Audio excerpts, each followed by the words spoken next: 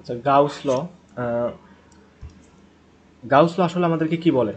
দেখো, যদি একটা পজিটিভ চার্জের বেলা আমরা কি জানি যে পজিটিভ চার্জের থেকে বলরেখাগুলো রেডিয়ালি মানে ব্যাসার্ধ বরাবর এভাবে বের হয়, বাইরের দিকে বের হয়। আচ্ছা, আর নেগেটিভ চার্জ সেটার জন্য কি হয়, বলরেখাগুলো ভেতরে ঢোকে। এখন গাউস ল দ্বারা আমরা যেটা বের করতে পারি সেটা হলো, ধরো কোনো একটা চার্জের পরিমাণ আমাদের বলে দিছে যে প্লাস কিউ পরিমাণ চার্জ, সেটা হচ্ছে শূন্য মাধ্যমে রাখা আছে, শূন্য মাধ্যমে রাখা আছে। এখন কথা হলো, এই চার্জ থেকে যে বলরেখাগুলো বের হবে, এই বলরেখাগুলোর সংখ্যা কত, বলরেখার সংখ্যা, বলরেখা এর সংখ্যা, তড়িৎ বলরেখা এর সংখ্যা সংখ্যা এটা আমাদের বের করতে পারি আমরা হচ্ছে গাউস ল থেকে। তো গাউস ল কীভাবে এটা প্রুভ করলো বা কীভাবে বের করলো সেটা আমরা এখন জানবো। আচ্ছা, এখন চিন্তা করো যে কোনো একটা চার্জ প্লাস কিউ চার্জ, কোনো একটা চার্জ প্লাস কিউ একটা চার্জ, তো এই চার্জটাকে যদি আমরা একটা আবদ্ধ পাত্রের ভেতর বা কোনো কিছুর ভেতর রাখি, প্লাস কিউ চার্জ, তো এই চার্জটা থেকে বলরেখা বের হবে সেটা আমরা জানি। তো এই চার্জটাকে আমরা একটা আবদ্ধ একটা সারফেসের ভিতরে রাখলাম, ধরো এটা একটা আবদ্ধ সারফেস। তো এটা দেখে মনে হতে পারে যে এটা ফাঁকা। না, আসলে ধরো বিষয়টা এরকম যে এই চার্জটাকে একটা ফুটবলের ভিতরে রাখছি, তার মানে কি বাইরে থেকে আর চার্জটাকে দেখা যাবে না। তো এই সারফেসটা একটা 3D সারফেস, এই প্লাস কিউ চার্জটাকে আর দেখা যাচ্ছে না, একদম প্লাস কিউ চার্জটাকে চতুর্পাশ থেকে আবদ্ধ করে রাখছে। সুতরাং এই সারফেসকে বলা যাবে গাউসিয়ান সারফেস, গাউসিয়ান সারফেস। ও সরি, সারফেস বানান ভুল হলো, সার এফ এ বানান ভুল হলে আমার দোষ নাই, সারফে গাউসিয়ান সারফেস। আচ্ছা, এখন আসলে কি ঘটনা ঘটবে দেখো, প্লাস কিউ চার্জ থেকে অনেকগুলো বলরেখা বের হবে এটা আমরা জানি। তো বলরেখাগুলো কিন্তু সবগুলো এই যে এই প্রত্যেকটা বিন্দুকে ছেদ করে যাবে। তো এই বলরেখার সংখ্যাটাই আমরা বের করব। তো গাউস কি করছে যে এই পুরো সারফেসটাকে চিন্তা না করে সে ক্ষুদ্র একটা অংশ চিন্তা করছে যে এইটুকু অংশের ভিতর দিয়ে কী পরিমাণ বলরেখা বের হয়, সেটা যদি সে বের করতে পারে তাহলে পুরো সারফেস জুড়ে ইন্টিগ্রেশন করলেই আমরা কিন্তু টোটাল প্লাস কিউ চার্জ থেকে কী পরিমাণ বলরেখা মানে বের হয়েছে সেটা আমরা বের করতে পারবো। তো দেখো, খেয়াল করো, আমরা একটা পয়েন্ট চিন্তা করলাম, ধরো এই যে এটা একটা পয়েন্ট। আচ্ছা, এই পয়েন্টটা আমরা চিন্তা করলাম। তো আচ্ছা আচ্ছা একটু, হ্যাঁ এই পয়েন্টটাই চিন্তা করতে পারি। আচ্ছা ধরো, তাহলে এই দিক দিয়ে বলরেখা বের হয়ে গেছে, ধরো সাপোজ লাল কালি নেই।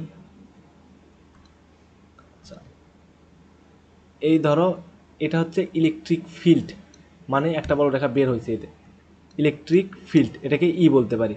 আর প্লাস কিউ চার্জ হচ্ছে যে এটা হচ্ছে বিন্দু চার্জ। এখন চিন্তা করো যে এই পুরো অংশটা একটা সারফেস, তাই না?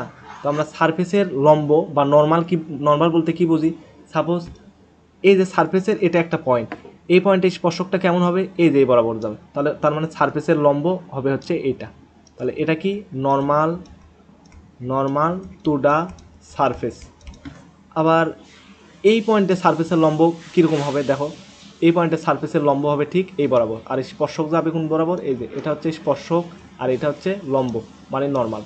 তার মানে প্রত্যেকটা পয়েন্টে এই সারফেস জুড়ে প্রত্যেকটা পয়েন্টে কিন্তু নর্মাল বা সারফেসের উপরে লম্ব এটা কিন্তু দিক পরিবর্তন করতেছে। তো এই যে পয়েন্ট, এই পয়েন্টটাকে আমরা ধরলাম পি পয়েন্ট, তো ধরলাম পি পয়েন্টে আমাদের সারফেসের লম্ব হচ্ছে এই যে এটা, এটা হচ্ছে সারফেসের লম্ব। এখন এখানে গাউস কি করছে, আগেই বলছিলাম যে ক্ষুদ্র একটা এরিয়া কল্পনা করছে। এই এই ধরো গাউসের মানে যে পরিকল্পিত এরিয়া হচ্ছে এটা, মানে সে এইটুক এরিয়া চিন্তা করছে। আচ্ছা, তার এটা এটা কি, এই রেখাটা এটা হচ্ছে normal, normal to the surface. Okay, তাহলে এই ক্ষুদ্র এরিয়াটাকে ধরে নিলাম হচ্ছে ডিএ, এই ক্ষুদ্র এরিয়াটাকে কি ধরলাম, ডিএ, ডিএ। আর এটা হচ্ছে ইলেকট্রিক ফিল্ড ই। এখন চিন্তা করো, এই দূরত্ব ধরলাম আমরা, ওয়েট একটু, তো এই ডিস্টেন্সটা ধরলাম হচ্ছে আমরা আর, ডিস্টেন্সটা কত, এই ডিস্টেন্সটা হচ্ছে আর। এখন পি পয়েন্টে অর্থাৎ এই পয়েন্টে তড়িৎ প্রাবল্যের ভ্যালু কত এটা আমরা বের করতে, আমাদের টার্গেট কি আমরা এইটুকু ডিএ অংশের ভিতর দিয়ে কি পরিমাণ বলরেখা গেছে, আমি কিন্তু একটা আট করছি জাস্ট, কিন্তু কি পরিমাণ গেছে এটা কিন্তু আমরা সবগুলো তো আঁকাইনি, এই দিক দিয়েও কিন্তু বলরেখা বের হয়েছে, এই বরাবর বলরেখা বের হয়েছে, অসংখ্য বলরেখা বের হয়েছে, কিন্তু আমরা মানে কি করব যে ডিএ এরিয়া, এই ক্ষুদ্র এরিয়ার ভিতর কি পরিমাণ বলরেখা বের হয়েছে এটা এটা শুরুতে বের করব। তাহলে দেখো এখন আমাদের যেটা করতে হবে যে এই পি পয়েন্টে তড়িৎ প্রাবল্য ই এর ভ্যালুটা কত আসবে এটা আমরা বের করব। আচ্ছা, তাহলে অ্যাট পয়েন্ট পি পিতে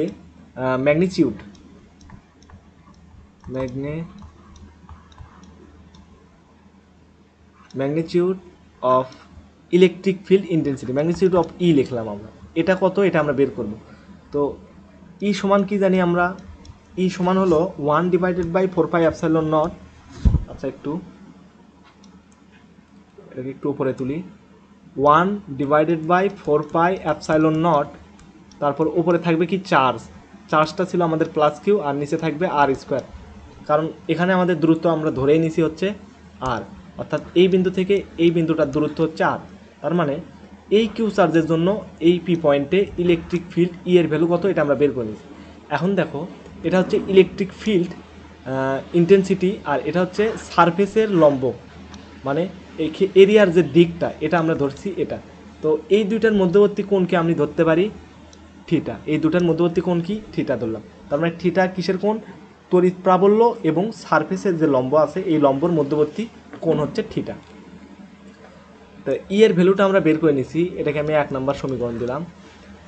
কথা হচ্ছে আমাদের যেটা বের করতে হবে সেটা হলো তড়িৎ ফ্লাক্স, অর্থাৎ ফাইয়ের ভ্যালু কত এটা আমাদের বের করতে হবে। তো দেখো এখন আমরা ক্ষুদ্র একটা এরিয়া চিন্তা করছি ডি এ, তো ডি এর ভিতর দিয়ে যতগুলো ফ্লাক্স যাবে এটার সংখ্যাকে আমরা ফাই না ধরে কি ধরবো, ডি ফাই, আর সম্পূর্ণ এরিয়ার ভিতর দিয়ে সম্পূর্ণ সারফেস দিয়ে যতগুলো বল রেখা যাবে সেটাকে বলবো আমরা ফাই। তাহলে ডি ফাই আমরা বের করে নিই আগে, তো ডি ফাই ইকুয়াল লেখা যাবে হচ্ছে এই ক্ষুদ্র এরিয়া ইলেকট্রিক ফিল্ড, এটা একটা ভেক্টর রাশি, ইলেকট্রিক ফিল্ড ইন্টেন্সিটি, আর এই ডি এ এটা হচ্ছে এরিয়া, এটাও একটা ভেক্টর রাশি, মান এবং দিক আছে, দিকটা হচ্ছে যে লম্বর দিক, এই দুটা ডট গুণ করলে আমরা ডি ফাইয়ের ভ্যালুটা বের করতে পারবো। তো এটা ডট গুণ করলে ই ইন্টু ডি এ, তারপর কি হবে কস থিটা, ডি ফাইয়ের ভ্যালু। এখন আমাদের যেটা জানতে হবে এই টপিকটা বোঝার জন্য সেটা হলো ত্রিমাত্রিক কোণ। সাপোজ এটা একটা হচ্ছে বৃত্ত, তো এই বৃত্তর এই এস হচ্ছে একটা বৃত্তচাপ। এখন যদি জিজ্ঞেস করে যে এই এস বৃত্তচাপটা বৃত্তের কেন্দ্রে কী পরিমাণ কোণ উৎপন্ন করে, তাহলে এটা আমরা এভাবে বের করতে পারি থিটা। কিন্তু যদি জিজ্ঞেস করে মনে করো এটা হচ্ছে একটা দরজা, আচ্ছা সাপোজ এটা হচ্ছে একটা দরজা, তো এই দরজা যদি বৈশিষ্ট একটা পয়েন্ট পি বলে দেয়, এই পি পয়েন্টে একটা কোণ উৎপন্ন করে, দেখো এই কোণটা কিন্তু আর আগের মতো কোণ হবে না, অর্থাৎ প্রত্যেকটা বিন্দু যদি আমি যোগ করে দেই তাহলে কি হবে, এটা কিন্তু একটা ত্রিমাত্রিক কোণ উৎপন্ন করবে। ত্রিমাত্রিক কোণ, এই কোণকে বলা হবে স্টেরেডিয়ান, অর্থাৎ দেখো পি বিন্দুতে একটা ভিন্ন রকমের একটা কোণ উৎপন্ন করছে, এই কোণটাকে কি বলা হবে স্টেরেডিয়ান, মানে ত্রিমাত্রিক কোণ। তো এই কোণ নির্ণয়ের উপায় কি, এটাকে ওহম দ্বারা প্রকাশ করা হয়। আচ্ছা লিখি, এই কোণটাকে বলা হয় হচ্ছে সলিড অ্যাঙ্গেল, এটা হচ্ছে ত্রিমাত্রিক একটা কোণ 3D। তো এটা নির্ণয় করার উপায় হচ্ছে, ধরো এই যে দরজাটা আছে, এই দরজার এরিয়াটা হচ্ছে এ দেওয়া আছে, আচ্ছা, আর এই পি বিন্দু থেকে দূরত্ব মানে গড় দূরত্ব সেটা হচ্ছে আর ধরলাম, পি বিন্দু থেকে এটার গড় দূরত্ব কত ধরলাম আর, তাহলে কি পরিমাণ কোণটা আসলে উৎপন্ন হবে এটা আমাদের নির্ণয় করতে হবে। তো এই ত্রিমাত্রিক কোণকে ওহম দ্বারা প্রকাশ করা হয়, এটা সমান হবে হলো ওপরে হবে এ ডিভাইডেড বাই আর স্কোয়ার। এখন খেয়াল রাখতে হবে এই যে দেখো দরজার এরিয়া যেটা দরজা এটা কিন্তু একদম ফ্ল্যাট, এই জন্য কিন্তু যদি এরকম হতো যে দরজাটা যদি কার্ভ হতো, অর্থাৎ দরজাটা যদি এই যে এরকম একটা কার্ভ হতো, তখন দরজা যদি এরকম একটা কার্ভ হতো তখন কিন্তু আর এ নিলে হতো না, তখন আমাদের নেওয়া লাগতো হচ্ছে এ কস থিটা, অর্থাৎ এই যে লম্ব বরাবর কী পরিমাণ দৈর্ঘ্য এটাই আমাদের দরকার, এই লম্ব বরাবর কী পরিমাণ দৈর্ঘ্য। তার মানে সেই ক্ষেত্রে আমরা এই ওহম সমান বলতে পারি ধরো A prime cos theta divided by R square যদি কার্ভ হতো। তাহলে আমরা কি শিখলাম? ত্রিমাত্রিক কোণ অর্থাৎ সলিড অ্যাঙ্গেল কীভাবে নির্ণয় করা হয়, নির্ণয় সূত্র, এটা আমরা দেখলাম। এইটুকু বিষয় তোমাকে একটু মাথায় রাখতে হবে। তাহলে চলো এখন একটা কাজ করি। এখন কথা হলো, এই ডিএ পরিমাণ দৈর্ঘ্য, এই ডিএ পরিমাণ ক্ষুদ্র এরিয়া এখানে একটা সলিড অ্যাঙ্গেল তৈরি করছে। দেখো এই যে বৃত্তের কেন্দ্রে একটা সলিড অ্যাঙ্গেল তৈরি করছে ডিএ এরিয়াটা। এই সলিড অ্যাঙ্গেলের ভ্যালুটা কত, এটা আমাদের নির্ণয় করতে হবে। তাহলে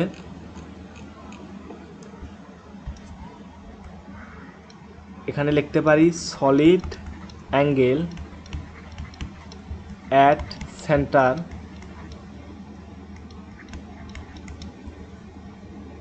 কিসের জন্য? আচ্ছা, for area DA, for area DA. অর্থাৎ এই ডিএটা তার কেন্দ্রে কি পরিমাণ কোণ উৎপন্ন করছে এটা আমাদের জানতে হবে। তো এই কোণটাকে আমরা ধরলাম হচ্ছে ডি ওহম, ছোট্ট এরিয়া, তার মানে আমরা ডি ওহম ধরলাম। এই যে এইটুক এরিয়ার জন্য অর্থাৎ এখানে কি পরিমাণ ত্রিমাত্রিক কোণ উৎপন্ন করছে, যেহেতু এটা এরিয়া তাহলে ত্রিমাত্রিক কোণ উৎপন্ন করবে, এটাকে ধরলাম আমরা ডি ওমেগা। এই ডি ওমেগার ভ্যালুটা নির্ণয় করব। তো ডি ওমেগার ভ্যালু কত আসবে? দেখো ডি ওমেগার ভ্যালু আসবে হচ্ছে ওপরে এরিয়া তার সাথে কস থিটা, কারণ এটা ফ্ল্যাট না, আমরা কিন্তু বলছি এটা কিন্তু বক্ররেখার মতোই, অবশ্যই বক্ররেখার মতো। তাহলে ডি এ, এরপরে হবে কস থিটা, আর নিচে হবে কি আর স্কোয়ার, আচ্ছা, এখন এখান থেকে আমরা যেটা করতে পারি, দেখো এই রাশিটা থেকে ডিএ কস থিটা এর ভ্যালু, এই যে এখান থেকে ডিএ কস থিটা এই ভ্যালুটা আমরা রেখে দেবো। তাহলে যদি ভ্যালুটা বসাই তাহলে এই পাশে কী থাকবে? D phi equal to E into D A cos theta সমান কি জানি, কী বের করছি আমরা? R square into D omega, D ohm. এখন আমরা কি বের করলাম? ডি ফাইয়ের ভ্যালুটা বের করছি, কিন্তু আমাদের দরকার কি? টোটাল ফ্লাক্স ফাই সমান কত এটা বের করতে হবে। তো এটা বের করার জন্য কি করা লাগবে আমাদের? আমরা ডি ফাই বলতে কি বুঝো আসলে? দেখো যে এইটুকু অংশের ভিতর দিয়ে কি পরিমাণ বলরেখা আসলে পাস হয়েছে, কিন্তু আমরা বের করবো কি পুরো এই অংশটা, এইদিকেও সারফেস আছে, এই দিক বরাবরও সারফেস আছে, এই পুরোটা কিন্তু আবদ্ধ, এই পুরো সারফেসটা জুড়ে কি পরিমাণ বলরেখা বের হয়েছে সেটাই হচ্ছে ফাই, কারণ সেটাই টোটাল চার্জ থেকে টোটাল বলরেখা। আর এখন কাজ কি হবে আমাদের? তার মানে ফাই সমান আমরা কি লিখতে পারবো? অথবা আমরা লিখি যে অতএব চার্জ থেকে, আচ্ছা কিছু লেখার দরকার নাই, টোটাল ফ্লাক্স লিখি, total flux phi equal, integrate করতে হবে কাকে? ই, আচ্ছা ই না, ডি ফাই লিখে দিই, ডি ফাই। এখন দেখো ডি ফাই সমান কি জানি আমরা? E R square D omega, sorry omega না, ডি ওহম। এখন ই এর ভ্যালুটা আমরা এখানে বসাই। ই এর ভ্যালু আমরা কত বার করছিলাম? 1 নম্বর সমীকরণ দিয়েছিলাম বের করে, 4 পাই এপসাইলন নট, উপরে ছিল কিউ ডিভাইডেড বাই ছিল আর স্কোয়ার, এখানে একটা আর স্কোয়ার আছে, তারপর আছে কি ডি ওহম। এখন দেখো এই আর স্কোয়ার কাটা, তো বাকি যে অংশটা আছে ডি ওহম, এটার সাপেক্ষে বাকি এই তিনটা জিনিস কিন্তু কনস্ট্যান্ট, তাহলে আমরা এটাকে বাইরে লিখতে পারি, এটাকে বাইরে লিখি 1 divided by 4 pi epsilon nought, 1 divide by 4 pi epsilon nought. আচ্ছা এটা কিউ আছে, কিউ নিলাম, আর এখানে থাকবে ডি ওহম। তো এটাকে যদি ইন্টিগ্রেট করি তাহলে কত আসবে? অর্থাৎ এটা কিন্তু এইরকম আকারে আছে যে ইন্টিগ্রেশন অফ ডিএক্স, এটা সমান কি জানি আমরা? এটা সমান জানি এক্স প্লাস সি। তাহলে এটার ইন্টিগ্রেশন কত আসবে? এটা ইন্টিগ্রেট করলে আসবে হলো Q divided by 4 pi epsilon nought থাকবে, এখানে শুধু আমরা পাবো একটা এই যে ওমেগা, সরি ওহম, বারবার ভুল হচ্ছে আমার। আচ্ছা, কিন্তু এই ওহমের ভ্যালুটা কিন্তু আমরা জানি। ওহমের ভ্যালু কীভাবে আমরা জানি? দেখো যেই কোনো একটা বিন্দুকে যদি কোনো একটা পুরো সারফেস আবদ্ধ করে রাখে, যেমন এটা একটা মনে করো গোলক, এর কেন্দ্রে একটা বিন্দু, এখানে কিন্তু এই বিন্দুটা কেন্দ্রবিন্দু আমরা বাইরে থেকে দেখতেই পাচ্ছি না, কারণ সম্পূর্ণ আবদ্ধ। তো সম্পূর্ণ আবদ্ধ যদি হয় এই ক্ষেত্রে, তাহলে কেন্দ্রে সেক্ষেত্রে কত কোণ উৎপন্ন হবে? সেই ক্ষেত্রে কেন্দ্রের এই কোণের মানটা হবে 4 পাই স্টেরেডিয়ান, 4 পাই স্টেরেডিয়ান। আচ্ছা, এরপরে যদি এরকম একটা ঘনক হয়, ধরো একটা কিউব আছে, এই কিউবের ভিতরে যদি একটা বিন্দু থাকে বা কেন্দ্রে, ওই ওই কেন্দ্রকে এই পুরো ওই কেন্দ্রে কী পরিমাণ কোণ আসলে উৎপন্ন হয়েছে, ওই বিন্দুটা দেখা যাচ্ছে না একদম ভিতরে, তার ওই বিন্দুটাকে সম্পূর্ণ সারফেসটা আসলে কভার করে রাখছে, বাইর থেকে দেখা যাচ্ছে না, কোনো ছিদ্র নেই, কিছু নেই। তার মানে সুতরাং সেই ক্ষেত্রেও এই ওহমের মানটা হবে 4 পাই স্টেরেডিয়ান। অর্থাৎ এক কথায় যদি ওই বিন্দুটাকে সম্পূর্ণ সারফেস দ্বারা আবদ্ধ করে রাখা হয় তখন কেন্দ্রে কী পরিমাণ কোণ উৎপন্ন হয়, সেটা হচ্ছে 4 পাই স্টেরেডিয়ান পরিমাণ। তো এই ক্ষেত্রে খেয়াল করে দেখো, এই যে চার্জটা আছে এই চার্জটাকে এই সারফেসটা এমনভাবে আবদ্ধ করে রাখছে, এই সারফেসটা কিন্তু এই যেভাবে আবদ্ধ করে রাখছে, অর্থাৎ ওই চার্জটা দেখার কোনো উপায় নাই, আমরা এখানে জাস্ট দেখতে পাচ্ছি যে এটা সম্পূর্ণ আবদ্ধ আছে চতুর্দিক থেকে। তার মানে কেন্দ্রে কত কোণ উৎপন্ন হবে, কেন্দ্রে কোণ উৎপন্ন কোণের পরিমাণটা হচ্ছে 4 পাই স্টেরেডিয়ান। তার মানে এই ক্ষেত্রে আমরা এই ওহমের মানটা বসাতে পারি 4 পাই। তাহলে এখানে কি আছে, কিউ 4 পাই এপসাইলন নট, এখানে বসাতে পারি 4 পাই। এবার দেখো এই 4 পাই আর এই 4 পাই কাটা, তাহলে থাকবে কি, এই পাশে আছে হচ্ছে phi equal to Q divided by epsilon nought. তো এটাই হচ্ছে গাউসের ল।